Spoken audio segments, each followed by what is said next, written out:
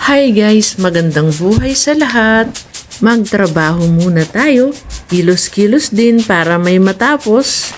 Para hindi magkapatong-patong ang gawain. Ito namang pusa kong si Barak paikot-ikot. Na para bang model ng mga dahon. Ano ba yan, Barak? Ang daming langgam. Napasok. Yung pula pa naman na malalaki. Pumasok yung langgam. May araw. Magandang panahon ngayon. Ayan o, maliwanag. May kunting hangin. Kaya may kunting lamig.